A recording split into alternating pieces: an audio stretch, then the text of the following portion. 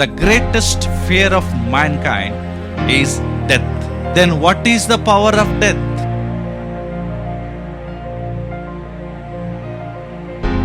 ಮರಣವನ್ನ ದೇವರು ಸೃಷ್ಟಿ ಮಾಡಿದ್ರು, ಬಟ್ ಅದಕ್ಕೆ ಶಕ್ತಿ ಇರಲಿಲ್ಲ. ಇದು ಹೆಂಗಿತ್ತಂದ್ರೆ it's like a bee without sting. ಆದ್ರೆ ದೇವರು ಆದಾಮನಿಗೆ ಏನ್ ಹೇಳ್ತಾ ಇದ್ದಾರೆ, ನೀನು ಯಾವಾಗ ದೇವರಿಗೆ ವಿರೋಧವಾಗಿ ಪಾಪ ಮಾಡ್ತೀಯೋ ಆಗ ನೀನು ಈ ಮರಣಕ್ಕೆ ವಿಷದ ಕೊಂಡಿ ಕೊಡ್ತೀಯ.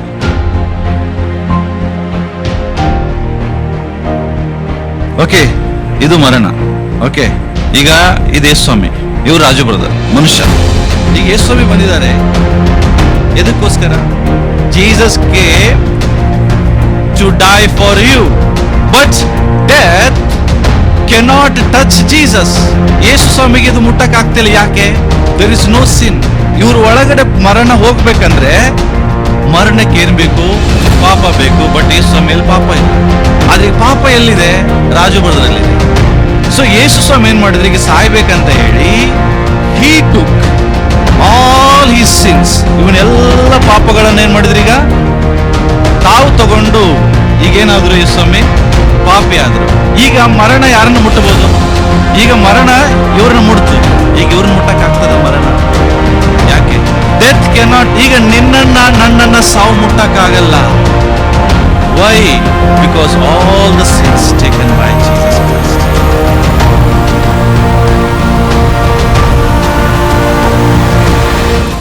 ಎಸ್, ಓಕೆ, ಈಗ ನಾವು ದೇವರ ವಾಕ್ಯಕ್ಕೆ ಹೋಗೋಣ. ಸೊ ದೇವರ ವಾಕ್ಯದಲ್ಲಿ ನಾವು ನೋಡುವಾಗ ಒಂದ್ ತಿಳ್ಕೊಡ್ರಿ, ಇಡೀ ಜಗತ್ತಿನಲ್ಲಿ ಪ್ರತಿಯೊಬ್ಬ ಮನುಷ್ಯನಿಗಿರುವಂತ ಒಂದು ಭಯ, the greatest fear of Mankind is death. ಪ್ರತಿಯೊಬ್ಬ ಮನುಷ್ಯನಿಗೂ ಇರುವಂತ ಒಂದೇ ಒಂದು ಭಯ, ಅದು ಮರಣದ ಭಯ. ಕರೆಕ್ಟಾ? ಇಡೀ ಲೋಕದಲ್ಲಿ ಯಾವ ಮನುಷ್ಯ ಎದಕ್ಕೆ ಎದುರುವುದಿಲ್ಲ, ಆದ್ರೆ ಮರಣ ಬರುವಾಗ ಭಯ ಪಡ್ತಾನೆ.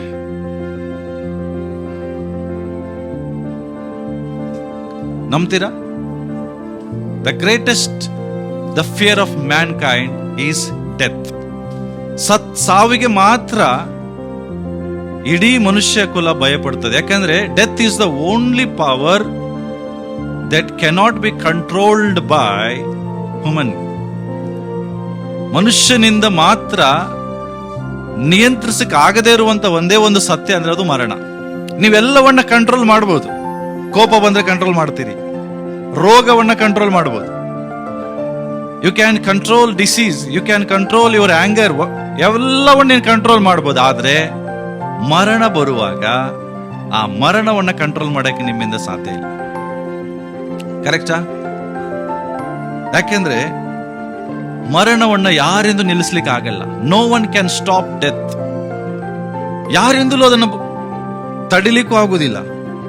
ಮತ್ತಷ್ಟೇ ಅಲ್ಲ, ನನಗೆ ಮರಣ ಬೇಡ ಅಂತ ಅದನ್ನ ಡಿನೈ ಮಾಡೋಕ್ಕೂ ಆಗುದಿಲ್ಲ. We can deny death. ಎಲ್ರಿಗೂ ಅದು ಬರ್ತದೆ. ನೀವು ಹೇಳಕ್ಕಾಗಲ್ಲ ಮರಣಕ್ಕೆ ಇವತ್ತು ಬರಬೇಡ ನಾಳೆ ಬಾ ಅಂತ ಹೇಳ್ತೀರಾ?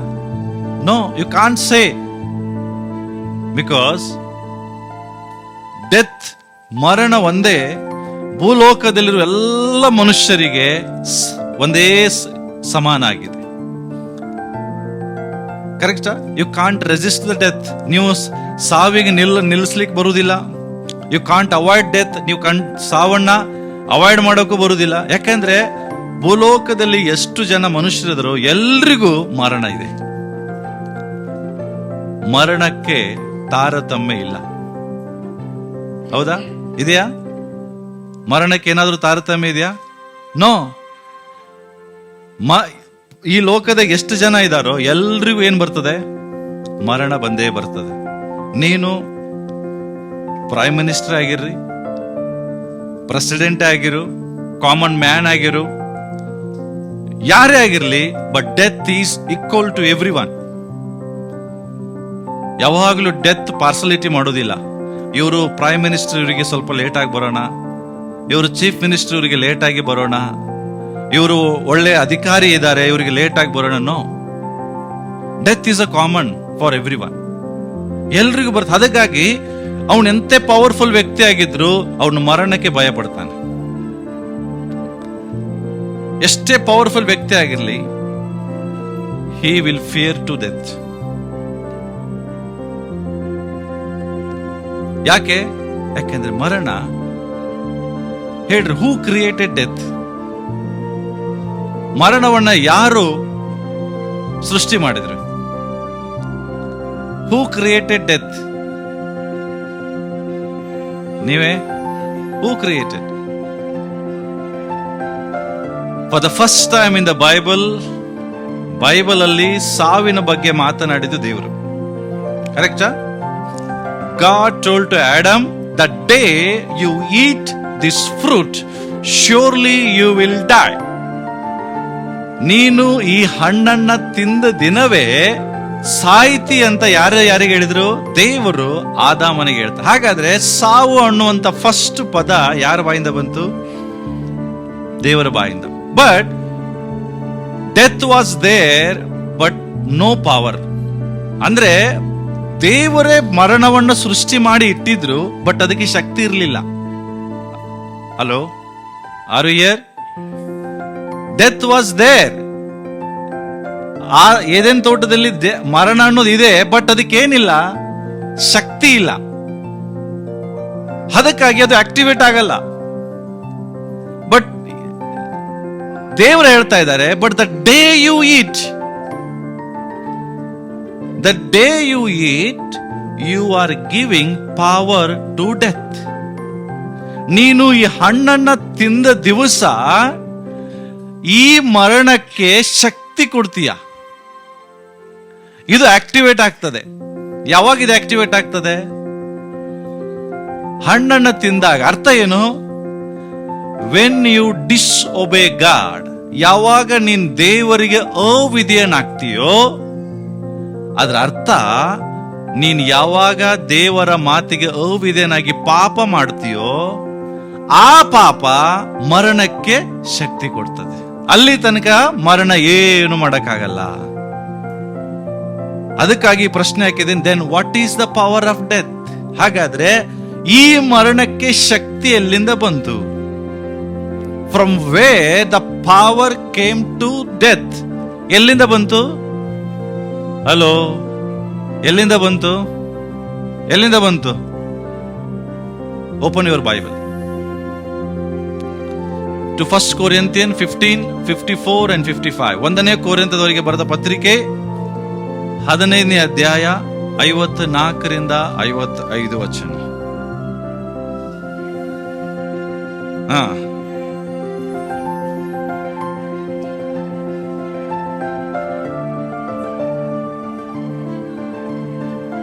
See, okay.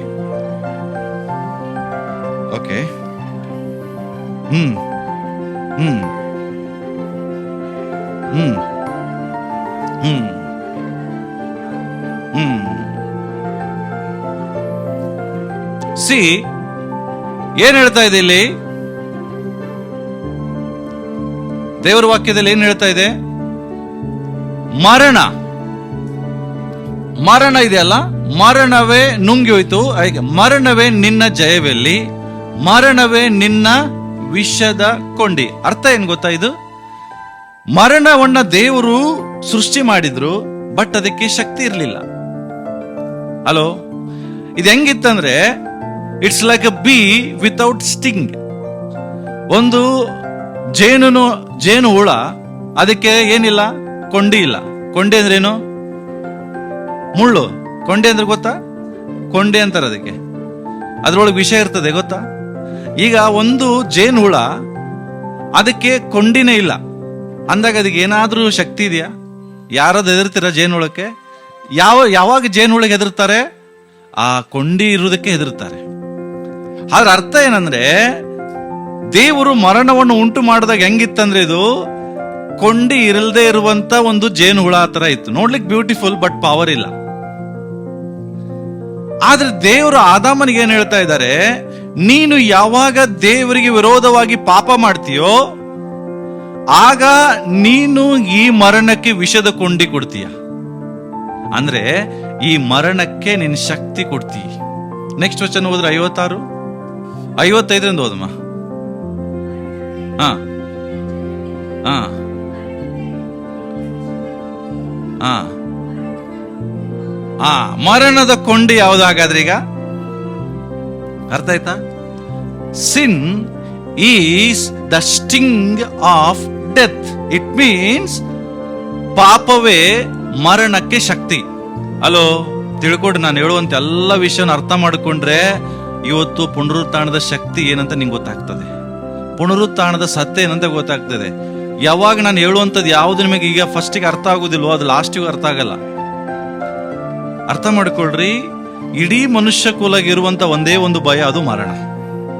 ಬೇರೆ ಅದಕ್ಕೆ ಹೆದರುದಿಲ್ಲ ಮನುಷ್ಯ. ಯಾಕೆ? ಮರಣ ಅನ್ನುವಂಥದ್ದು ಮನುಷ್ಯನ ಪ್ರತಿಯೊಬ್ಬ ವ್ಯಕ್ತಿಗಿರುವಂಥದ್ದು. ಇದು ಯಾರಿಂದ ಸೃಷ್ಟಿಸಲ್ಪಡ್ತು? ದೇವರಿಂದ. ಬಟ್ ದೇವರು ಸೃಷ್ಟಿ ಮಾಡಿದಾಗ ಅದಕ್ಕೆ ಶಕ್ತಿ ಇರಲಿಲ್ಲ. ಅದು ಕೊಂಡಿ ಇರದೇ ಇರುವಂತ ಒಂದು ಜೇನು ಹುಳ ತರ ಇತ್ತು. ಆದ್ರೆ ಯಾವಾಗ ಆದಾಮ ಮತ್ತೆ ಹವಳು ಇಬ್ರು ಸೇರಿ ದೇವರಿಗೆ ಅವಿಧೇಯರಾಗ್ತಾರೋ, when Adam and Eve disobeyed God and made sin, they gave power to death. ಅವರು ಮರಣಕ್ಕೆ ಶಕ್ತಿ ಕೊಟ್ರು, ವಿಷದ ಕೊಂಡಿ ಕೊಟ್ರು. ಅದಕ್ಕೆ ಹೇಳ್ತದೆ ಪಾಪದ ಇದು ಮರಣದ ಕೊಂಡಿ ಪಾಪವೇ. ಪಾಪವೇ ಅಂದ್ರೆ ಪಾಪನೇ ಮರಣಕ್ಕೆ ಇರುವಂತ ಶಕ್ತಿ. ಅಲ್ಲಿ ತನಕ ಅದಕ್ಕೆ ಏನಿರ್ಲಿಲ್ಲ ಪ್ರಿಯರೇ? ಶಕ್ತಿ ಇರ್ಲಿಲ್ಲ. ತಿಳ್ಕೊಡ್ರಿ ಇಲ್ಲಿ. ಹಾಗಾಗಿ ಡೆತ್ಗೆ ಎಲ್ಲಿಂದ ಶಕ್ತಿ ಬಂತಂದ್ರೆ ಪಾಪದಿಂದ ಬಂತು. ಹಾಗಾದ್ರೆ ಪಾಪ ಇಲ್ಲ ಅಂದ್ರೆ ಅದಕ್ಕೆ ಶಕ್ತಿ ಇಲ್ಲ. ಹಾಗಾದ್ರೆ ಈಗ ಪಾಪ ಇಲ್ವಾ ಲೋಕದಲ್ಲಿ? ಮನುಷ್ಯ ಪಾಪ ಮಾಡ್ತಿಲ್ವಾ? ದ ಪ್ರಾಬ್ಲಮ್ ಈಸ್, ಇಲ್ಲಿದ್ದಂಥವ್ರೆಲ್ಲರೂ ನಾವೆಲ್ಲ ಪಾಪ ಮಾಡಿದ್ದೇವೆ. We all are sinners. It means ನಮ್ಮ ಮೇಲೆ ಮರಣಕ್ಕೆ ಏನಿದೆ? ಈಗ ಶಕ್ತಿ ಇದೆ. Because we gave power to death. ಮರಣಕ್ಕೆ ಶಕ್ತಿ ಕೊಟ್ಟವ್ರು ನಾವೇ. Because we all are sinners. ದೇವರ ವಾಕ್ಯ ಹೇಳ್ತದೆ, ಯೋಹಾನ್ ಬರೆದ ರೋಮಾಪುರದ ಬರೆದ ಪತ್ರಿಕೆ 3ನೇ ಅಧ್ಯಾಯ ಓದುವುದಾದ್ರೆ, ಎಲ್ಲರೂ ಪಾಪ ಮಾಡಿದ್ದಾರೆ. ಎಲ್ಲರೂ ಪಾಪ ಮಾಡಿ ದೇವರ ಮಹಿಮೆಯನ್ನ ಕಾಣದೆ ಹೋಗಿದ್ದಾರೆ. ಈ ಪಾಪ ಕೊಡುವಂತ ಸಂಬಳ ಏನು? ಪಾಪ ಕೊಡುವ ಸಂಬಳ ಏನು? ಇಟ್ ಮೀನ್ಸ್ ಪಾಪ ಮಾಡಿದಂತ ವ್ಯಕ್ತಿಗೆ ಮರಣ ಬಂದೇ ಬರ್ತದೆ. ಅದಕ್ಕಾಗಿ ಲೋಕದ ಎಲ್ಲಾ ಜನರು ಏನ್ ಮಾಡ್ತಾ ಇದ್ದಾರೆ? ಸಾಯ್ತಾರೆ. ಸತ್ತ ಮೇಲೆ ಮತ್ತೆ ಹುಟ್ಟುವುದಿಲ್ಲ. ಯಾರಾದ್ರೂ ನಿಮ್ಮ ತಲೆಯಲ್ಲಿ ತಪ್ಪಾದ ರಾಂಗ್ ಇನ್ಫಾರ್ಮೇಶನ್ ಕೊಟ್ಟಿದ್ದಾರೆ, ಏನು ಮತ್ತೆ ನಿಮಗೆ ಪುನರ್ಜನ್ಮ ಇದೆ, ಮುಂದಿನ ಜನ್ಮದಲ್ಲಿ ಅಲ್ಲಿ ಬರ್ತೀಯ ಅಂದ್ರೆ ಎಲ್ಲ ಇಟ್ಸ್ ರಾಂಗ್. ಒಂದು ಸಾರಿ ಮನುಷ್ಯ ಸತ್ತ ಮೇಲೆ ಮತ್ತೆ ಆತ ಮನುಷ್ಯನಿಗೆ ಪುನರ್ಜನ್ಮ ಇಲ್ಲ. There is no any rebirth, only one life. ಈ ಒಂದೇ ಜೀವಿತ. ಇದು ಸತ್ತ ಮೇಲೆ ಮುಗೀತು ಸಮಸ್ಯೆ. ನಿಮಗೆ ಮತ್ತೆ ಪುನರ್ಜನ್ಮ ಇಲ್ಲ, ನೀನು ಮತ್ತೆ ಮನುಷ್ಯನಾಗಿ ಹುಟ್ಟುವುದಿಲ್ಲ. ಇದಕ್ಕೆ ಒಂದೇ ಜೀವಿತ. ಅದಕ್ಕಾಗಿ ಲೋಕದ ಎಲ್ಲಾ ಜನರು ಪಾಪಕ್ಕಾಗಿ ಇದು ಮರಣಕ್ಕೆ ಭಯ ಪಡ್ತಾರೆ. ಅರ್ಥ ಆಯ್ತು ಈಗ? ಹಾಗಾದ್ರೆ ಪಾಪದ ಶಕ್ತಿ ಯಾವುದು? Sin is the power of death. 1 Corinthian ತೆಗಿರಿ, ಮತ್ತೊಮ್ಮೆ ಅದ್ರಾಗೆ ತೆಗಿರಿ. ಓಕೆ. ಮರಣದ ಕೊಂಡಿ ಪಾಪವೇ, ಮತ್ತು ಪಾಪಕ್ಕೆ ಬಲ ಯಾವುದು? ಆಧಾರವು ಯಾವುದು? ಧರ್ಮಶಾಸ್ತ್ರ. ಆದರೆ ದೇವರು, ಎಲ್ರು ಓದೋಣ. ಆದರೆ ದೇವರು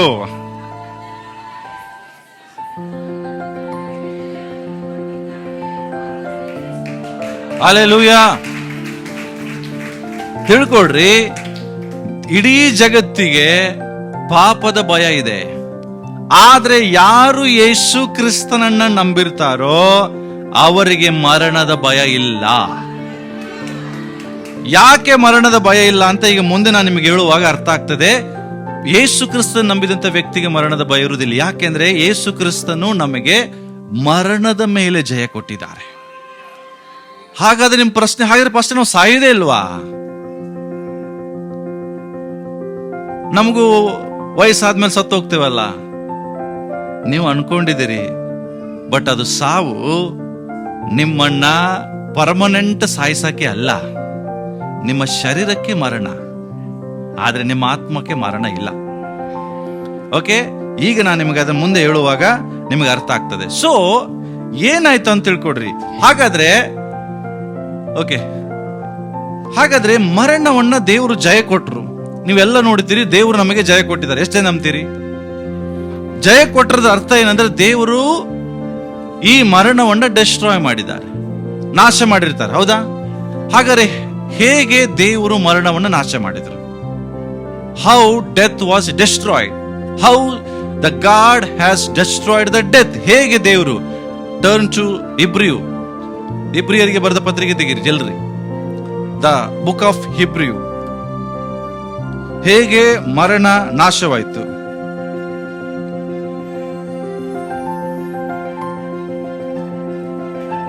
ಹ್ಮ್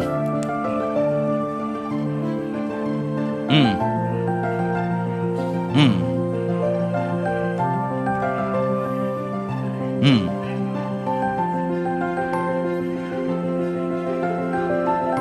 ಹ್ಮ್ ಹ್ಮ್ ಸಿ ಹಲೋ, ಏನಿದೆ ಅರ್ಥ ಏನಂದ್ರೆ, ಮನುಷ್ಯ ಯಾವಾಗ ಪಾಪ ಮಾಡಿರ್ತಾನೆ, ಇಲ್ಲಿದ್ದವ್ರು ಎಲ್ಲ ಪಾಪ ಮಾಡಿದಿರಾ? ಹಲೋ, ಎಲ್ರು ಪಾಪ ಮಾಡಿದಿರಾ? ಯಾರಾದ್ರೂ ಪಾಪ ಮಾಡದಿರೋ ಇದ್ದೀರಾ? Everyone has made sin. ಎಲ್ಲಿ ಎಷ್ಟು ಜನ ಕೂತಿದ್ದೀರಿ? Everyone is a sinner. ಹೌದಾ? ಈ ಪಾಪದಿಂದ ನಮಗೇನ್ ಬರ್ಬೇಕು? ಮರಣ ಬರ್ಬೇಕು. ಅಂದ್ರೆ ಪಾಪ ಮಾಡಿದಂತ ವ್ಯಕ್ತಿ ಸಾಯಲೇಬೇಕು. ಪಕ್ಕದವರಿಗೆ ಹೇಳ್ರಿ, ಪಾಪ ಮಾಡಿದ ವ್ಯಕ್ತಿ ಸಾಯಲೇಬೇಕು. ಮತ್ತೆ ಹೇಳ್ರಿ, ಆದ್ರೆ ದೇವ್ರು ನಿನ್ನನ್ನು ಬಹಳ ಪ್ರೀತಿ ಮಾಡ್ತಾರೆ. ಗೊತ್ತಾ ನಿಮಗೆ? ಪಾಪ ಮಾಡಿದಂತ ಎಲ್ಲ ವ್ಯಕ್ತಿ, ಪ್ರತಿಯೊಬ್ಬ ಮನುಷ್ಯ ಸತ್ತು ಹೋಗ್ಲೇಬೇಕಾಗಿತ್ತು. ಆದ್ರೆ ನನ್ನನ್ನ ದೇವರು ತುಂಬಾ ಪ್ರೀತಿಸ್ತಾರೆ. ನಾನು ಸಾಯುದು, ನೀನ್ ಸಾಯುದು ದೇವರಿಗೆ ಇಷ್ಟ ಇಲ್ಲ. ಹಲೋ, ನಿನ್ನನ್ನು ದೇವ್ರು ಎಷ್ಟು ಪ್ರೀತಿ ಮಾಡ್ತಾರಂದ್ರೆ ನೀನು ಸಾಯುವುದು ದೇವ್ರಿಗೆ ಇಷ್ಟ ಇಲ್ಲ. ನೀನ್ ನರಕಕ್ಕೆ ಹೋಗೋದು ದೇವ್ರಿಗೆ ಇಷ್ಟ ಇಲ್ಲ. ನೀ ನಿರಂತರವಾಗಿ ಜೀವಿಸ್ಬೇಕನ್ನೋದು ದೇವ್ರ ಇಷ್ಟ. ಯಾಕೆಂದ್ರೆ ದೇವ್ರು ನಿನ್ನ ಅಷ್ಟು ಪ್ರೀತಿಸ್ತಾರೆ. But every man has to die because of he made a sin. But God loves you so much, he is not going to allow you to die. ನಿನ್ನನ್ನು ಸಾಯುವುದಕ್ಕೆ ದೇವರು ಬಿಡ್ತಾ ಇಲ್ಲ. ಹಾಗಾದ್ರೆ ಏನ್ ಮಾಡಿದ್ರು ದೇವರು? ನೀನು ಸಾಯಬಾರ್ದಂತ ಹೇಳಿ ನಿನ್ನನ್ನು ಪ್ರೀತಿಸಿ ದೇವರು ಒಂದು ಯೋಜನೆ ಮಾಡ್ತಾರೆ. he decided to become a man. ಅರ್ಥ ಆಗ್ಲಿಲ್ಲಲ್ಲ? ನಿನ್ನನ್ನು ಯೇಸು ಪ್ರೀತಿಸುವುದರಿಂದ ನೀನ್ ಸಾಯಬಾರ್ದಂತ ಹೇಳಿ ದೇವರ ವಾಕ್ಯ ಹೇಳ್ತದೆ, ನಿನ್ನ ಹಾಗೆ ಅವನು ಮನುಷ್ಯನಾದ. ಅರ್ಥ ಆಗ್ತಾ ಇದೆಯಾ? ಯಾಕೆಂದ್ರೆ ಪಾಪ ಮಾಡಿದಂತ ವ್ಯಕ್ತಿ ಸಾಯಲೇಬೇಕು. ಅದಕ್ಕೋಸ್ಕರ God decided to become like a man himself. ತಾನೇ ಮನುಷ್ಯನಾಗಿ ಬರಬೇಕು ಅಂತ ಹೇಳಿ ಏನ್ ಮಾಡ್ದ? ತನ್ನ ಮಕ್ಕಳು ರಕ್ತ ಮಾಂಸಧಾರಿಗಳಾಗಿರುವುದರಿಂದ ಆತನು ಅವರಂತೆಯೇ ಆದನು. ಯಾಕೆ? ಮನುಷ್ಯ ಸಾಯ್ಬೇಕು, ಆದ್ರೆ ಮನುಷ್ಯ ಸಾಯುವುದು ದೇವರಿಗೆ ಇಷ್ಟ ಇಲ್ಲ. ತಾನೇ ಮನುಷ್ಯನಾಗಿ ಲೋಕಕ್ಕೆ ಬಂದ. Just imagine ಮಾಡ್ಕೊಡ್ರಿ, ತಿಳ್ಕೊಡ್ರಿ. ಯೇಸು ಕ್ರಿಸ್ತನ್ ಮನುಷ್ಯನಾಗಿ ಬಂದ್ರು ಯೇಸು ಸಾಯಕ್ಕಾಗುವುದಿಲ್ಲ. ಹಲೋ, ಮರಣ ಯೇಸುವನ್ನು ಮುಟ್ಟಕ್ಕಾಗುವುದಿಲ್ಲ. ಯಾಕೆ? ಯೇಸುವಿನಲ್ಲಿ ಏನಿಲ್ಲ, ಯೇಸುವಿನಲ್ಲಿ ಪಾಪ ಇಲ್ಲ. ಹಾಗಾಗಿ ಪಾಪ ಯೇಸು ಸ್ವಾಮಿ ಮುಟ್ಟಕ್ಕಾಗಲ್ಲ. Death cannot touch Jesus because Jesus was sinless. ಆದ್ರೆ ಯೇಸು ಸ್ವಾಮಿ ನಾನು ಸಾಯ್ಬೇಕೀಗ. ಸಾಯ್ಬೇಕಂದ್ರೆ ಯೇಸು ಸ್ವಾಮಿಗೆ ಏನ್ ಬೇಕೀಗ? ಅರ್ಥ ಆಗ್ತಾ ಇದೆ? ಯೇಸು ಸ್ವಾಮಿ ಸಾಯ್ಬೇಕಂದ್ರೆ ಯೇಸು ಸ್ವಾಮಿಗೆ ಪಾಪ ಬೇಕು. ಬಟ್ ಯೇಸು ಸ್ವಾಮಿಯಲ್ಲಿ ಪಾಪ ಇಲ್ಲ. ಯೇಸು ಸಾಯ್ದಿದ್ದರೆ ನೀನ್ ಸಾಯ್ತೀಯಾ? ಹಲೋ, ಯೇಸು ಕ್ರಿಸ್ತರು ಸಾಯ್ದಿದ್ರೆ ನೀನ್ ಸಾಯ್ತೀಯಾ? ಬಟ್ ಯೇಸು ಸ್ವಾಮಿ ಸಾಯುವುದಕ್ಕಾಗಿ ಲೋಕಕ್ಕೆ ಬಂದಿದ್ದಾರೆ. ಬಟ್ ಸಾಯಕ್ ಆಗ್ತಿಲ್ಲ. ಯಾಕೆ? ಯೇಸುವಿನಲ್ಲಿ ಪಾಪ ಇಲ್ಲ. ಅದಕ್ಕಾಗಿ ಮರಣ ಪಕ್ಕದಲ್ಲೇ ಇದೆ, ಯೇಸು ಸ್ವಾಮಿ ಮುಡ್ತಾ ಇಲ್ಲ. ಕಮ್, ಏನಿ ಇಬ್ರು ಯಾರಾದ್ರು ಮೇಲ್ ಬರ್ರಿ, ಸ್ಟೇಜ್ ಮೇಲೆ. ಓಕೆ, ಇನ್ನೊಬ್ರು ಬರ್ರಿ.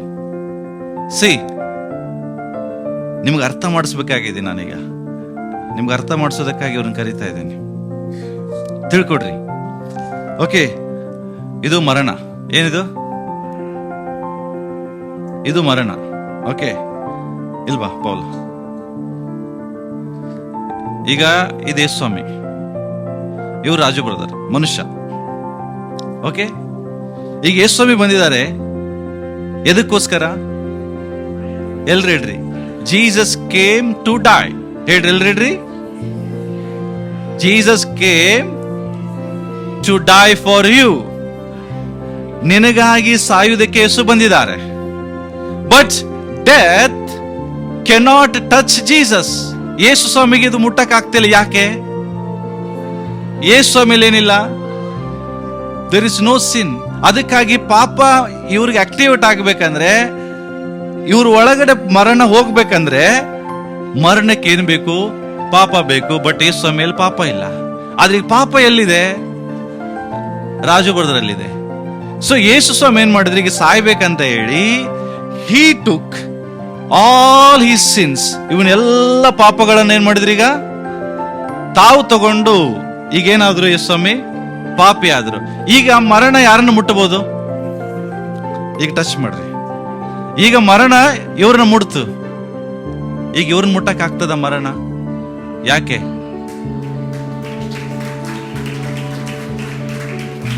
ಸಿನ್ cannot touch you, death cannot. ಈಗ ನಿನ್ನನ್ನ ನನ್ನನ್ನ ಸಾವು ಮುಟ್ಟಕ್ಕಾಗಲ್ಲ. Why? Because all the sins taken by Jesus Christ. ಅರ್ಥ ಆಗ್ತಾ ಇದೆ? ನಿನ್ನನ್ನ ನನ್ನನ್ನ ಮರಣ ಮುಟ್ಟುವುದಿಲ್ಲ. ಅದಕ್ಕೆ ಸ್ವಾಮಿ ಹೇಳ್ತಾರೆ, ನೀವು ಸತ್ರು ಬದುಕ್ತೀರಿ. ಹಲ್ಲೆಲೂಯಾ. ಅಂಡರ್ಸ್ಟುಡ್? ಮರಣ ನಿನ್ನನ್ನ ಮುಟ್ಟಕ್ಕಾಗಲ್ಲ. ಬಿಕಾಸ್ ಎಲ್ಲ ಮರಣ ಯೇಸು ಸ್ವಾಮಿ ತನ್ನ ಪಾಪ, ನಮ್ಮ ಪಾಪಗಳು ಹೊತ್ಕೊಂಡಿದ್ದಾರೆ. ಅಂಡರ್ಸ್ಟುಡ್? ಅರ್ಥ ಆಗ್ತಾ ಇದೆ? ಈ ಕಾರ್ಯವನ್ನ ಯೇಸು ನಿನಗಾಗಿ ನನಗಾಗಿ ಮಾಡಿದ್ದಾರೆ. Death cannot touch you. ಅದಕ್ಕೋಸ್ಕರ ಹೇಗೆ ದೇವರು ಮರಣವನ್ನ ಡೆಸ್ಟ್ರಾಯ್ ಮಾಡಿದ್ರೆ ಅನ್ನೋದಕ್ಕೆ ನಾನು ಹೇಳ್ತಾ ಇದ್ದೇನೆ. ಸೊ ಈಗ ಮರಣ ಮಕ್ಕಳನ್ನು ಮುಟ್ಟಕ್ ಆಗುದಿಲ್ಲ. ಯಾಕೆ? ಎಲ್ಲ ಮಕ್ಕಳಿರುವಂತ ಪಾಪವನ್ನ ಯೇಸು ಸ್ವಾಮಿ ತಗೊಂಡಿದ್ದಾರೆ. ಹಾಗಾದ್ರೆ ಈ ಮರಣಕ್ಕೆ ಪಾಪ ಬೇಕು. ಆದ್ರೆ ಪಾಪ ನಿನ್ನಲ್ಲಿ ನಾನು ಹುಡುಕ್ಲಿಕ್ಕೆ ಮರಣ ಹೋಗ್ತದೆ. ಆದ್ರೆ ಯೇಸು ಸ್ವಾಮಿ ಏನ್ ಮಾಡಿದ್ರು? ನನಗೆ ನಿನಗೆ ಇರುವಂತ ಎಲ್ಲ ಅಪರಾಧ ಪತ್ರಗಳನ್ನ ಶಿಲುಬೆಗೆ ಜಡಿದು ಇಲ್ಲದಂತಾಗಿ ಮಾಡಿದ್ರು. ಅರ್ಥ ಏನು? ಈಗ ನಿನ್ನಲ್ಲಿ ನನ್ನಲ್ಲಿ ಪಾಪ ಇಲ್ಲ. ಮರಣ ಹುಡುಕಿದ್ರು ಅದು ಸಿಗುವುದಿಲ್ಲ. ಅದಕ್ಕೋಸ್ಕರ ಪ್ರಿಯರೇ, ಯೇಸು ಸ್ವಾಮಿ ನೀನು ನಾನು ನಿರಂತರವಾಗಿ ಬದುಕಬೇಕಂತ ಹೇಳಿ ಆತನು ಸತ್ತನು. ಪ್ರಿಯರೇ, ಆತನಿಗೆ ಸಾವಾಯ್ತು, ಆತನಿಗೆ ಮರಣ ಉಂಟಾಯ್ತು. ಸೊ ಅದಕ್ಕೋಸ್ಕರ ಇಲ್ಲಿ ಹೇಳ್ತಾ ಇದೆ, ತಿಳ್ಕೊಡ್ರಿ. ಯೇಸು ಸ್ವಾಮಿ, ಯೋಹಾನ್ ಬರೆದ ಸುವಾರ್ತೆ 15 ತೆಗಿರಿ. ತಿಳ್ಕೊಡ್ರಿ, ಯೇಸು ಸ್ವಾಮಿ ಸೈತಾನ ಏನ್ ತಿಳ್ಕೊಂಡ? ಎಲ್ಲ ಪಾಪ ಯೇಸು ಸ್ವಾಮಿಯಲ್ಲಿದೆ. ಈಗ ಯೇಸು ಸ್ವಾಮಿಯನ್ನು ಸಾಯಿಸಬಹುದು ಅಂತ ತಿಳ್ಕೊಂಡ. ಬಟ್ ನೋ, ಮರಣ ಯೇಸುವನ್ನು ಮುಟ್ಟಕ್ಕಾಗಲ್ಲ. ಪಾಪ ಇದ್ದಿದ್ರಿಂದ ಯೇಸು ಮರಣ ಮುಟ್ಟೋಂಗೆ ಆಯ್ತು. ಆದ್ರೆ ಯೇಸು ಸ್ವಾಮಿ ಒಂದು ಮಾತು ಹೇಳ್ತಾರೆ ಇಲ್ಲಿ, ಯೋಹಾನ್ ಬರೆದ ಸುವಾರ್ತೆ 10:18 ಓದೋಣ. Hello, no one can take. Okay, ನನ್ನಿಂದ ಯಾರು ನನ್ನ ಪ್ರಾಣವನ್ನ ತಗೊಳ್ಳಿಕ್ಕೆ ಆಗುದಿಲ್ಲ. ದೆನ್ ಹಲೋ, ಯೇಸುಸ್ವಾಮಿ ಹೇಳ್ತಾ ಇದ್ದಾರೆ. ಅಂದ್ರೆ ಮರಣಕ್ಕೆ ಯೇಸುಸ್ವಾಮಿ ಎಷ್ಟು ಫೂಲ್ ಮಾಡಿದ್ರಂದ್ರೆ, ಮೂರ್ಖರನ್ನಾಗಿ ಮಾಡಿದ್ರಂದ್ರೆ, ಮರಣ ಅನ್ಕೊಂತು ನಾನು ಯೇಸುಸ್ವಾಮಿ ಹಿಡಿದೆ ಅಂತ. ಬಟ್ ಯೇಸುಸ್ವಾಮಿ ಪ್ರಾಣ ಹಿಡಿಲಿಕ್ಕೆ ಯಾರಿಗೂ ಶಕ್ತಿ ಇಲ್ಲ. ಯೇಸುಸ್ವಾಮಿ ಹೇಳ್ತಾರೆ, ನನ್ನ ಪ್ರಾಣ ನನ್ನಿಂದ ಯಾರು ತೆಗಿಲಿಕ್ಕೆ ಆಗಲ್ಲ. ನಾನು ಬಂದಿದ್ದೆ ಅದನ್ನ ನಾನೇ ಕೊಡಕ್ಕೆ. ಹೆಂಗೆ ಕೊಡಕ್ಕೆ? ನನ್ನ ಮಕ್ಕಳಲ್ಲಿರುವ ಪಾಪವನ್ನು ನಾನು ತಗೊಂಡು ನಾನು ನನ್ನ ಮರಣವನ್ನ ಕೊಡ್ತೇನೆ. ಬರೀ ಕೊಡುದಲ್ಲ, ಆದ್ರೆ ಮರಣಕ್ಕೆ ಒಂದು ಗೊತ್ತಿರ್ಲಿಲ್ಲ. ಏನಂತ? ಪರ್ಮನೆಂಟ್ ನಾನು ಇವ್ರನ್ನ ಹಿಡಿಲಿಕ್ಕೆ ಆಗುದಿಲ್ಲ. ಹಲೋ, ಏನು? ಪರ್ಮನೆಂಟ್ ನಾನು ಯೇಸು ಕ್ರಿಸ್ತನ ಹಿಡಿಲಿಕ್ಕೆ ಆಗುದಿಲ್ಲ ಅಂತ ಅದು ಗೊತ್ತಿರ್ಲಿಲ್ಲ. ಅದಕ್ಕೆ ಹೇಳ್ತದೆ, ಅದನ್ನ ನನ್ನಿಂದ ಯಾರು ತೆಗಿಲಿಕ್ಕೆ ಆಗುದಿಲ್ಲ, ಅದನ್ನ ಕೊಡುವುದಕ್ಕೆ ಅಧಿಕಾರ ನನಗೆ ಉಂಟು. ಅಷ್ಟೇ ಅಲ್ಲ, ಏನ್ ಹೇಳ್ತಾರೆ ಸ್ವಾಮಿ? ಅದನ್ನ ತಿರುಗಿ ಪಡೆದುಕೊಳ್ಳುವ ಅಧಿಕಾರ ಯಾರಿಗಿದೆ? ಈ ಲೋಕದಲ್ಲಿ ಯಾವ ವ್ಯಕ್ತಿಗೂ ಇಲ್ಲ ರೀ, ಯಾವ ಮನುಷ್ಯನಿಗೂ ಇಲ್ಲ, ಯಾವ ಪವಾಡ ಪುರುಷನಿಗೂ ಇಲ್ಲ ತಮ್ಮ ಮರಣವನ್ನು ವಾಪಸ್ ಪಡೆಯುವಂತ ಅಧಿಕಾರ. ಇಲ್ಲೇ ಇದ್ದೀರಾ? ನಿಮ್ಗೆ ಅರ್ಥ ಆಗ್ಲಿಲ್ಲ ಇದು?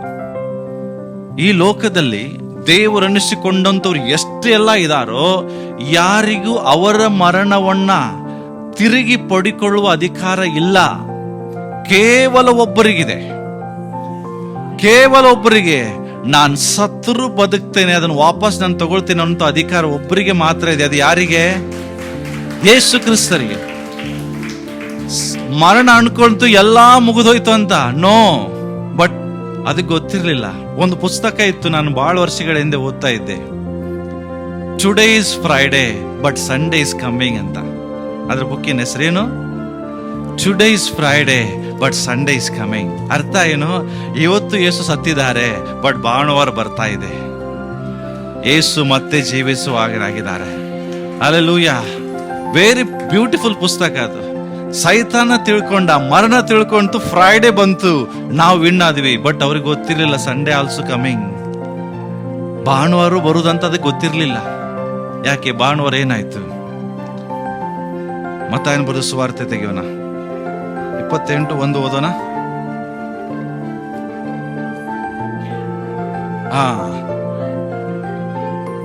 ಓಕೆ, ಒಬ್ರು ಯೋಹಾನ ಬರೆದ ಸುವಾರ್ತೆ ತೆಗಿರಿ. ಮಗ್ದಲದ ಮರಿಯಳು ಬಂದಳು. ಓಕೆ, ಏನಾಯ್ತು? ಮಹಾಭೂಕಂಪವಾಯಿತು.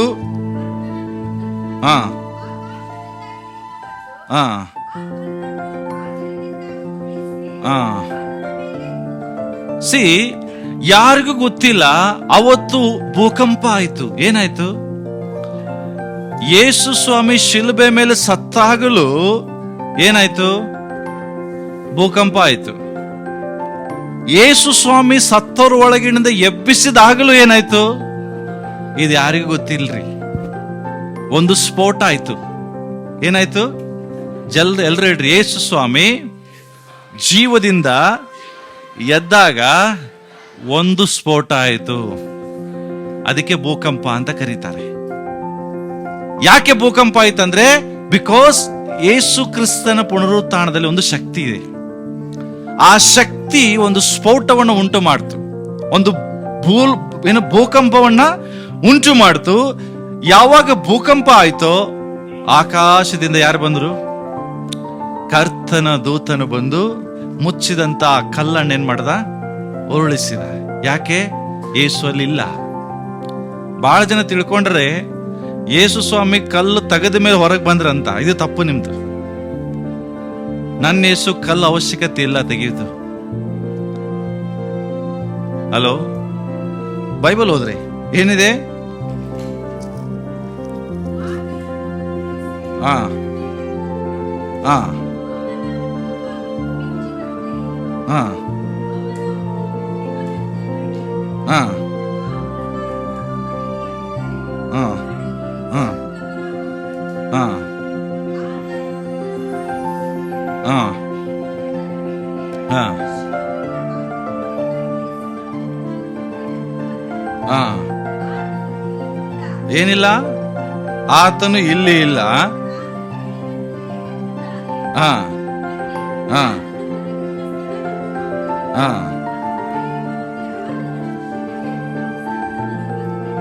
ಹಾ ಸಿ ಬರದಿದೆ ಅಲ್ಲಿ.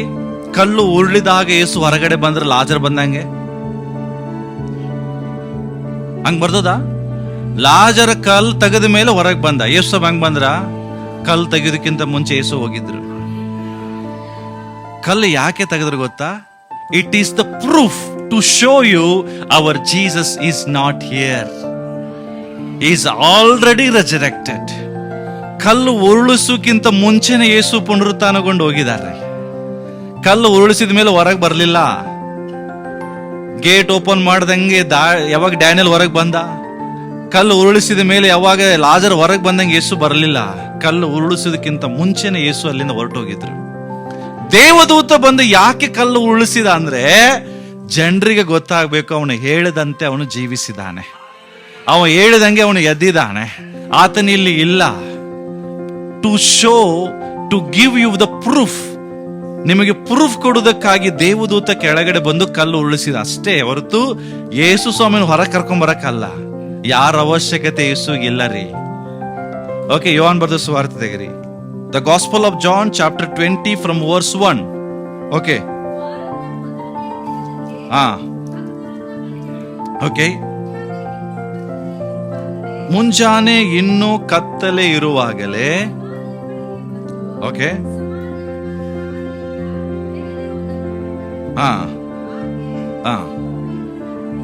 ಓಕೆ,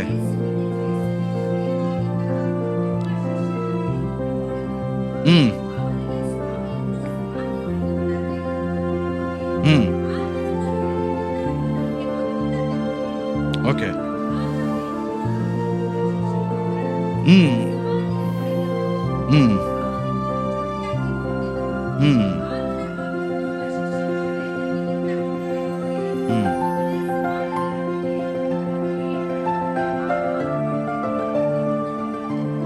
ಆದ್ರೆ ಒಳಕ್ಕೆ ಆದ್ರೆ ಸಿಮೋನ್ ಪೇತ್ರ ಒಂದು ವಿಷಯ ನೋಡ್ತಾನೆ. ಏನ್ ನೋಡ್ತಾನೆ? ಓದೋಣ.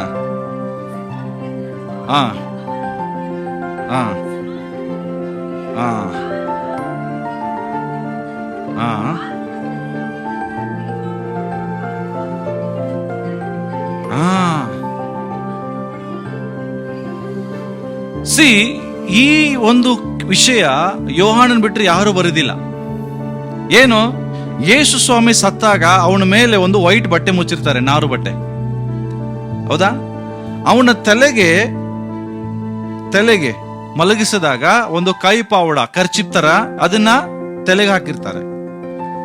ತಿಳ್ಕೊಡ್ರಿ, ಸಮಾಧಿ ಒಳಗೆ ಯಾರು ಒಳಗೆ ಹೋಗಿಲ್ಲ. ಹೋಗಿದಾರ? ಸಮಾಧಿ ಒಳಗೆ ಯಾರು ಹೋಗಿಲ್ಲ. ಆದ್ರೆ ಯೇಸು ಸ್ವಾಮಿ ಎದ್ದಾಗ ಆ ನಾರು ಬಟ್ಟೆಯನ್ನ ಒಂದು ಕಡೆ ಇಟ್ರು, ಅಂದ್ರೆ ಹೋಗಿದೆ. ಆದ್ರೆ ತನ್ನ ತಲೆಗೆ ಹಾಕಿದಂತ ಕೈಪಾಡವನ್ನ ಯೇಸು ಸ್ವಾಮಿ ಏನ್ ಮಾಡಿದಾರೆ ಗೊತ್ತಾ? ಫೋಲ್ಡ್ ಮಾಡಿ. ಯಾರು ಮಾಡಿದಾರೆ? ದೇವದೂತರು ಮಾಡಿಲ್ಲ, ಮನುಷ್ಯರು ಮಾಡಿಲ್ಲ. ಯೇಸು ಸ್ವಾಮಿ ಅದನ್ನ ಫೋಲ್ಡ್ ಮಾಡಿ ಏನ್ ಮಾಡಿದ್ದಾರೆ? ಎಲ್ಲಿಟ್ಟಿದ್ದಾರೆ? ಬೇರೆ ಕಡೆಗೆ ಸರಿಯಾಗಿ ಇಟ್ಟಿರುವುದನ್ನ ನೋಡ್ದ. ಯಾರು ನೋಡಿದ್ರಿ ಇದನ್ನ? ಪೇತ್ರ ನೋಡ್ತಾನೆ. ಸುತ್ತಿ ಒಂದು ಕಡೆ ಇಟ್ಟಿರುವುದನ್ನ ನೋಡಿದನು. ಅರ್ಥ ಏನು? ಕೈ ಪಾವುಡ ಅನ್ನುವಾಗ ರಾಜರು ಉಪಯೋಗಿಸುವಂತ ಒಂದು ಕೈವಸ್ತ್ರ, ನಾರು ಬಟ್ಟೆ. ರಾಜ ಊಟಕ್ಕೆ ಕೂತಾಗ ಆತನ ಸೈನಿಕರು ಬಂದು ಅವನಿಗೆ ನಾರು ಬಟ್ಟೆ ಇಡ್ತಾರೆ. ಯಾವಾಗ ಕೈ ಪಾವುಡ ತಗೊಂಡು ರಾಜ ಕೈ ಒರೆಸಿದ್ರೆ ತಿಳ್ಕೊಂಡ್ಬಿಡ್ಬೇಕು ಊಟ ಆಯ್ತು, ಮತ್ತೆ ರಾಜ ಊಟಕ್ಕೆ ಬರಲ್ಲ. ಬಟ್ ಅರ್ಧದಲ್ಲೇ ರಾಜ ಎದ್ದೋಗಿ ಕೈ ಪಾವುಡ ಒಂದ್ ವೇಳೆ ವರ್ಷದೆ ಹಂಗೆ ಇಟ್ಟಿದ್ರೆ ಸೈನಿಕ ತಿಳ್ಕೊತಾನೆ ರಾಜ ಊಟ ಮುಗಿದಿಲ್ಲ, ಮತ್ತೆ ಆತನು ವಾಪಸ್ ಬರ್ತಾನೆ. ಅರ್ಥ ಆಯ್ತಾ? ಯೇಸು ಸ್ವಾಮಿ ಕೈ ಪಾವುಡ ಒಂದು ಕಡೆ ಮಡಚಿಟ್ಟಿದ್ದಾರೆ. ಇದ್ರ ಅರ್ಥ ಏನು? ಆತನು ಮತ್ತೆ ತಿರುಗಿ ಬರ್ತಾನೆ.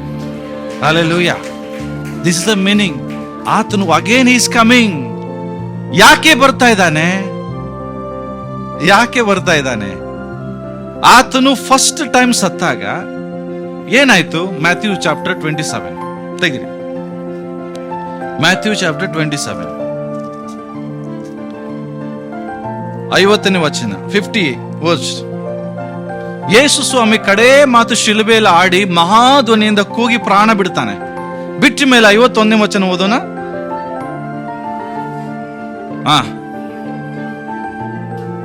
Okay, hello. When Jesus died, okay, ಏನಾಯ್ತು? ದೇವಾಲಯದ ತೆರೆ ಮೇಲಿಂದ ಕೆಳಗಡೆ ಹರಿತು. ದೆನ್ ಭೂಮಿ ಅಂದ್ರೆ ಸೇಮ್ ಭೂಕಂಪ ಆಯ್ತು. ಸತ್ತಾಗ ಭೂಕಂಪ ಆಯ್ತು, ಪುನರುತ್ಥಾನದಾಗೂ ಭೂಕಂಪ ಆಯ್ತು. ಸತ್ತಾಗ ಭೂಕಂಪ ಆದಾಗ ಏನಾಯ್ತು?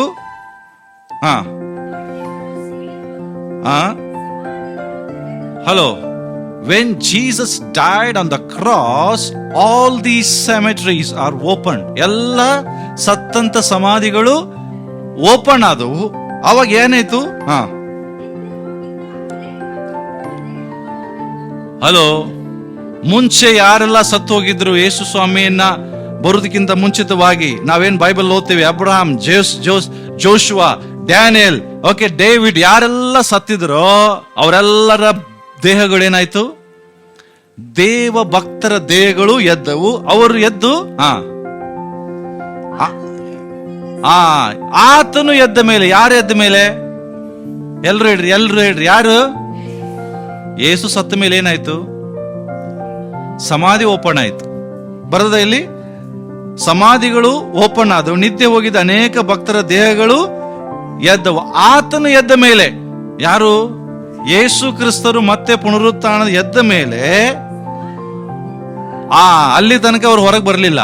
ಯಾವಾಗ ಪುನರುತ್ಥಾನ ಆಯ್ತು, ಯಾವಾಗ ಯೇಸು ಸ್ವಾಮಿ ಎದ್ರು, ಅವಾಗ ಯಾರು ಎದ್ರು? ಎಲ್ಲರ ದೇಹಗಳು ಎದ್ದು ಸಮಾಧಿ ಒಳಗಿಂದ ಹೊರಗಡೆ ಬಂದು ಏನ್ ಮಾಡಿದ್ರು? ಈಗ ಎದ್ದು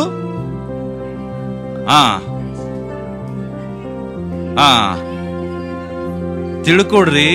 ಯೇಸು ಸ್ವಾಮಿ ಪುನರುತ್ಥಾನ ಹೊಂದಿದಾಗ 40 ದಿವಸ ಅಬ್ರಾಮ್, ಯೋಶುವ, ಡೇವಿಡ್ ಎಲ್ಲರೂ ಪರಿಶುದ್ಧ ಪಟ್ಟಣದಲ್ಲಿ ಅಲ್ದಾಡ್ತಾ ಇದ್ದಾರೆ. ಯಾಕೆ ಗೊತ್ತಾ? ಅವ್ರ ಮೇಲೆ ಹೋಗಕ್ಕೂ ಆಗುದಿಲ್ಲ, ಕೆಳಗಡೆ ಇರೋಕ್ಕೂ ಆಗುದಿಲ್ಲ. ಈಗ ಅವರಿಗೆ ಅರ್ಥ ಆಗ್ತದೆ ಯಾಕೆ ಮೇಲೆ ಹೋಗಕ್ಕಾಗಲ್ಲ?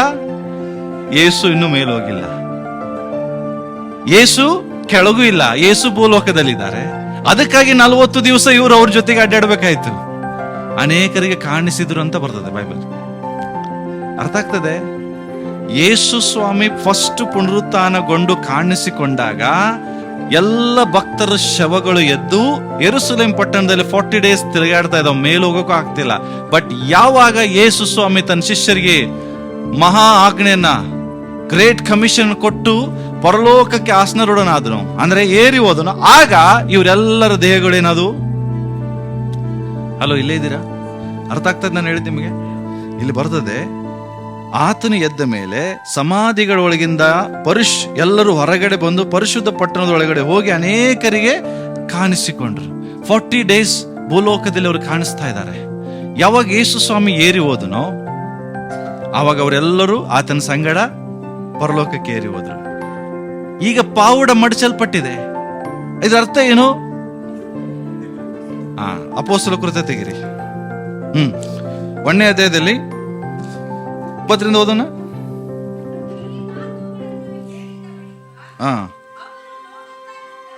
ಅವರು ಎಲ್ಲರೂ ನೋಡ್ರಿ 40 ಡೇಸ್ ಆದ್ಮೇಲೆ, ಆಫ್ಟರ್ 40 ಡೇಸ್, ಹಲೋ, ಯೇಸು ಸ್ವಾಮಿ ಪುನರುತ್ಥಾನಗೊಂಡು 40 ಡೇಸ್ ಆದ್ಮೇಲೆ ಅವರೆಲ್ಲ ಶಿಷ್ಯರು ನೋಡುತ್ತಾ ಇರುವಾಗ ಆತನು ಎಲ್ಲಿ ಹೋದ್ರು? ಭೂಲೋಕದಿಂದ ಪರಲೋಕಕ್ಕೆ ಏರಿಸಲ್ಪಟ್ಟನು.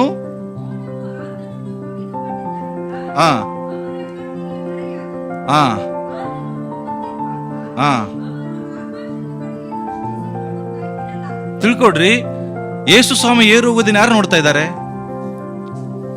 ಜೋರಾಗಿ ಹೇಳ್ರಿ, ಎಲ್ರು ಹೇಳ್ರಿ. ಯಾರು ನೋಡ್ತಾ ಇದ್ದಾರೆ? ಶಿಷ್ಯರು ನೋಡ್ತಾ ಇದ್ದಾರೆ. ಯೇಸು ಮರೆಯಾದ ಮತ್ತೆ ನೋಡ್ತಾನೆ ಇದ್ದಾರೆ. ಇವ್ರು ನೋಡೋದಕ್ಕೆ ಯಾರು ಇಳಿದು ಬಂದ್ರು? ನೋಡ್ರಿ, ಅಲ್ಲಿಂದ ಇವರು ದೃಷ್ಟಿಸುತ್ತಾ ಇರಲಾಗಿ ಶುಭ್ರ ವಸ್ತ್ರಧಾರಿಯಾದ 2 ಪುರುಷರು ಪಕ್ಕನೆ ಅವರ ಹತ್ರ ನಿಂತುಕೊಂಡು, ಗಲೀಲಾಯದವರೇ,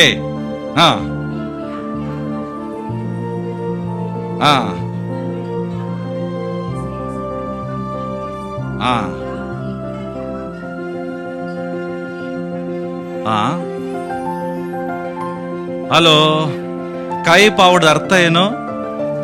ಹೇಗೆ ಆತನು ಹೋಗಿದಾನೋ ಹಾಗೇ ಆತನು ಬರ್ತಾನೆ. ಯಾಕೆ ಬರ್ತಾನೆ ಕೇಳ್ರಿ ಪಕ್ಕದವ್ರಿಗೆ. ಅರ್ಥ ಆಯ್ತಾ? ಫಸ್ಟ್ ಟೈಮ್ ಯೇಸು ಪುನರುತ್ಥಾನಗೊಂಡಾಗ ಭಕ್ತರ ದೇಹಗಳು ಹೇಗೆ ಸಮಾಧಿಯಿಂದ ಹೊರಗಡೆ ಬಂದವೋ ಹಾಗೆ ನಿಮ್ಮ ಎಲ್ಲರ ಸಮಾಧಿಗಳು ಹೊರಗಡೆ ಬರುವುದಕ್ಕಾಗಿ ಬರ್ತಾನೆ.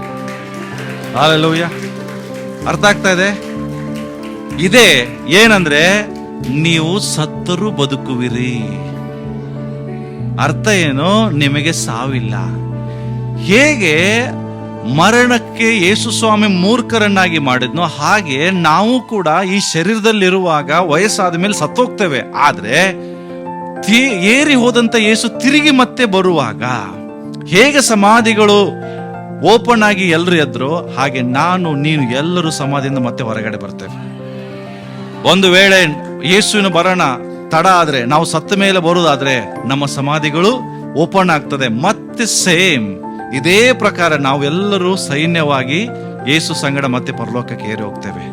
ಇದಕ್ಕೋಸ್ಕರ ಯೇಸು ಪರಲೋಕದಿಂದ ಇಳಿದು ಬಂದು ಭೂಲೋಕದಲ್ಲಿ ಮನುಷ್ಯನಾಗಿ ನಮ್ಮೆಲ್ಲರ ಪಾಪಗಳನ್ನು ತೆಗೆದುಕೊಂಡು ಸತ್ತು 3 ದಿವಸದಲ್ಲಿ ಮೃತ್ಯುಂಜಯನಾದನು. The resurrection is the proof that the death has no power. ಈಗ ಈ ಪುನರುತ್ಥಾನಕ್ಕೆ ಇರುವಂತ ಮುಖ್ಯ ಸೂಚನೆ ಏನಂದ್ರೆ, ದ ಪ್ರೂಫ್ ಏನಂದ್ರೆ, ಸಾವಿಗೆ ಈಗ ಶಕ್ತಿ ಇಲ್ಲ. ನಿನ್ನ ನಿರಂತರವಾಗಿ ಹಿಡಿದುಕೊಳ್ಳಿಕ್ಕೆ ಆಗುದಿಲ್ಲ. ದ ರೆಸರೆಕ್ಷನ್ ಆಫ್ ಜೀಸಸ್, ಯೇಸು ಕ್ರಿಸ್ತನು ಪುನರುತ್ಥಾನಗೊಂಡಿದ್ದು ಇನ್ನೊಂದೇನಂದ್ರೆ, ಪಾಪದ ಸಮಸ್ಯೆಯನ್ನ ಸ್ವಾಮಿ ತೀರಿಸಿ ಹಾಕಿದ್ದಾರೆ. ಪಾಪಕ್ಕೆ ಶಕ್ತಿ ಇಲ್ಲ, ಮರಣಕ್ಕೆ ಶಕ್ತಿ ಇಲ್ಲ. ಯಾಕೆಂದ್ರೆ ಯೇಸು ಸ್ವಾಮಿ ಪಾಪದ ಶಕ್ತಿಯನ್ನು ಲಯಪಡಿಸಿದ್ದಾರೆ, ಮರಣದ ಶಕ್ತಿಯನ್ನು ಲಯಪಡಿಸಿದ್ದಾರೆ. ಓಕೆ, ನೋಡ್ರಿ 2 ತಿಮೋಥಿ 1:10 ಓದೋಣ, ಮುಗಿಸ್ತೇನೆ ನಾನು, ಅದೊಂದು ಓದಿ. The resurrection is the proof that the death last the power. ಅದರ ಅರ್ಥ ಏನಂದ್ರೆ, ಯೇಸು ಕ್ರಿಸ್ತನು ಮರಣವನ್ನ ನಿವೃತ್ತಿ ಮಾಡಿದ್ದಾರೆ. ಓದೋಣ.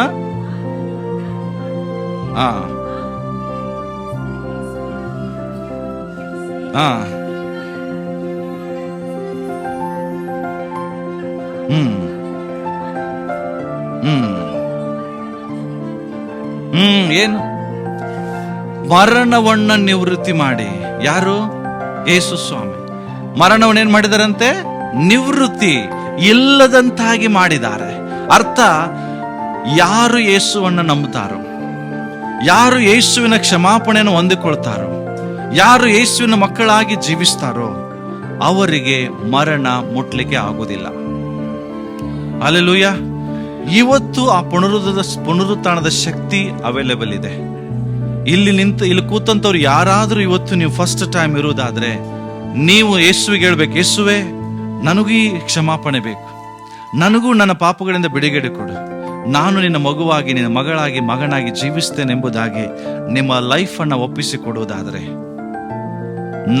ಯೇಸುವನ್ನ ನಂಬಿದಂತ ಜನರಿಗೆ ದೇವರು ಮಾಡಿದ ಕಾರ್ಯ ನಿಮಗೂ ಮಾಡ್ತಾರೆ. ನಿಮ್ಮಲ್ಲಿರುವ ಎಲ್ಲ ಪಾಪಗಳು ಕ್ಷಮಿಸಲ್ಪಡ್ತದೆ.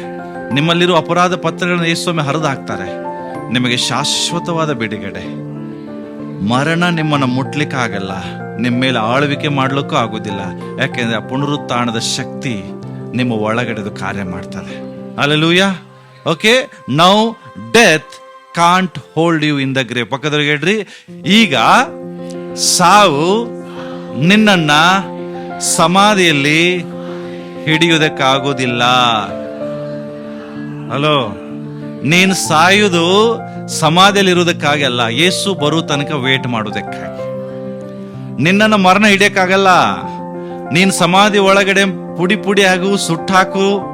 ಓಕೆ, ನಿನ್ನ ಚರ್ಮಗಳ, ನಿನ್ನ ಮಾಂಸ ಖಂಡಗಳನ್ನ ಎಲ್ಲ ಕ್ರಿಮಿಗಳು ತಿಂದು ನಿನ್ನನ್ನ ಏನು ಉಳಿಸದಿದ್ರೂ ಸಹ ಚಿಂತೆ ಮಾಡಬೇಡ್ರಿ. ಆತನು ಬರುವಾಗ ನೀನ್ ಎಷ್ಟು ಸುಂದರವಾಗಿದೆಯೋ, ಇದಕ್ಕಿಂತ ಸುಂದರವಾಗಿ ಅಂತ ಹೇಳ್ತೀಯ, ಇದಕ್ಕಿಂತ ಸುಂದರವಾಗಿ ಹೇಳ್ತೀಯ. ಯಾಕೆಂದ್ರೆ ನನ್ನ ದೇವರು. Okay, yes. ಪೌಲನ ಒಂದು ದಾಹವನ್ನು ಕುರಿತು ನಾವು ಓದಿ ಪ್ರಾರ್ಥನೆ ಮಾಡಿಕೊಳ್ಳೋಣ. ಪೌಲನ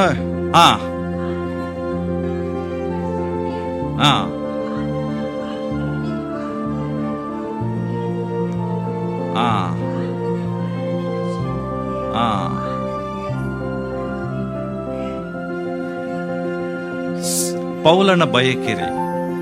ಪೌಲ ಹೇಳುದು ಒಂದೇ, ಏನು ಗೊತ್ತಾ? ನನಗಿರುವಂತ ಆಸ್ತಿ, ನನಗಿರುವಂತ ಪದವಿ, ರೋಮಾಪುರ ಹಕ್ಕುದಾರ, ಓಕ, ಯಾಜಕ ವರ್ಗದವನು, ಹುಟ್ಟದಾಗಲೇ ಪರಿಸಾಯನು, ಇವೆಲ್ಲ ನನಗಿರುವಂತ ಪದವಿಗಳು. ಅವನು ಹೇಳ್ತಾನೆ, ಎಲ್ಲ ಪದವಿ, ಎಲ್ಲ ಆಸ್ತಿ, ಎಲ್ಲ ಅಂತಸ್ತು ಕೇವಲ ಕಸವೆಂದೆನಿಸ್ತೇನೆ. ಇವೆಲ್ಲ ವೇಸ್ಟ್. ಬಟ್ ನನಗೊಂದು ಶ್ರೇಷ್ಠ, ನನಗೊಂದು ಬೆಸ್ಟ್ ಇದೆ. ಏನ್ ಗೊತ್ತಾ? ಯೇಸು ಕ್ರಿಸ್ತನನ್ನು, ಆತನ ಪುನರುತ್ಥಾನದ ಶಕ್ತಿಯನ್ನು ತಿಳಿಯುವುದು. ಯಾಕೆಂದ್ರೆ ಆತನ ಪುನರುತ್ಥಾನದ ಶಕ್ತಿಯಲ್ಲಿ ಒಂದು ಮಹಿಮೆ ಇದೆ. ಅದನ್ನು ತಿಳ್ಕೊಂಡಂತ ವ್ಯಕ್ತಿ ಸುಮ್ಮನೆ ಇರುವುದಿಲ್ಲ, ಅದೇ ಮಹಿಮೆಯಲ್ಲಿ ಜೀವಿಸ್ತಾನೆ. ನಾನು ಒಂದು ಹೇಳ್ತೇನೆ, ನಿಮಗೆ ನಿಜವಾಗೂ ಪುನರುತ್ಥಾನದ ಶಕ್ತಿಯ ಮಹಿಮೆ ಅರ್ಥ ಆಗಿದ್ರೆ ನೀವು ಇದ್ದ ಹಾಗೆ ಇರುವುದಿಲ್ಲ ಪ್ರಿಯರೇ. ನೀವು ಸಾಧಾರಣವಾಗಿ ಜೀವಿಸುವುದಿಲ್ಲ ಪ್ರಿಯರೇ. ಮರಣಕ್ಕೆ ನೀವು ಹೆಂಗೆ ನಿಂದಿರ್ತೀರಿ? ಪೌಲ ನಿಂತಲ್ಲ, ಮರಣವೇ ಬಾ ನನ್ನ ಮುಟ್ಟು, ಎಲ್ಲಿ ನಿನ್ನ ಕೊಂಡಿ, ವಿಷದ ಕೊಂಡಿಯಲ್ಲಿ ನನ್ನ ಮುಟ್ಟು. ಈ ಧೈರ್ಯ ನಿಮಗಿದೆಯಾ? ಮರಣ ಬರುವಾಗ ದೇವ ಜನರು ಅಳಬೇಡ್ರಿ, ಸಂತೋಷ ಪಡ್ರಿ. ಹಲ್ಲೆಲೂಯಾ. ಯಾಕೆ ಗೊತ್ತಾ? ನಿನ್ನನ್ನು ಸಾಯಿಸುವುದಕ್ಕಾಗಿ ಅದು ಬರೋದಿಲ್ಲ, ನೀನು ಮತ್ತೆ ಜೀವಿಸುವುದಕ್ಕಾಗಿ ಅದು ಬರ್ತದೆ. ನಾನು ಒಂದು ಹೇಳ್ತೇನೆ, ಕೇವಲ ಯೇಸುವನ್ನು ನಂಬಿದಂಥ ಜನರ ಸಮಾಧಿಗಳು ಮಾತ್ರ ಓಪನ್ ಆಗ್ತದೆ ಪ್ರಿಯರೇ, ಬೇರೆ ಯಾರ ಸಮಾಧಿಗಳು ಓಪನ್ ಆಗೋದಿಲ್ಲ. ಅವರೆಲ್ಲ ಸಮಾಧಿಗಳು ಹಂಗೇ ಇರ್ತದೆ. ಆದರೆ ಯೇಸು ಕ್ರಿಸ್ತನ ನಂಬಿದಂಥವ್ರ ಸಮಾಧಿ ಓಪನ್ ಆಗ್ತದೆ. ಮಹಿಮಾ ಶರೀರವನ್ನು ಧರಿಸ್ತೇವೆ, ಆತನ ಸಂಗಡ ಪರಲೋಕಕ್ಕೆ ಏರಿ ಹೋಗ್ತೇವೆ. ಈ ಒಂದು ಅದೃಷ್ಟ ಬೇರೆ ಲೋಕ ಜನರಿಗಿಲ್ಲ. ದೇವರು ನಿಮಗೆ ಕೊಟ್ಟಿದ್ದಾರೆ. ನಿಮ್ಮನ್ನು ದೇವರು ಪ್ರೀತಿಸಿದ್ದಾರೆ. ತಾಯಿ ಗರ್ಭದಲ್ಲೇ ದೇವರು ನಿಮ್ಮನ್ನು ಪ್ರೀತಿಸಿದ್ದಾರೆ. ಸೊ ಹಾಗಾಗಿ ನಾವು ಎದ್ದು ನಿಂತ್ಕೊಳ್ಳೋಣ. ಎದ್ದು ನಿಂತ್ಕೊಂಡು ಆತನ ಪುನರುತ್ಥಾನದ ಶಕ್ತಿಯಲ್ಲಿರುವಂತ ಆ ಮಹಿಮೆಯನ್ನ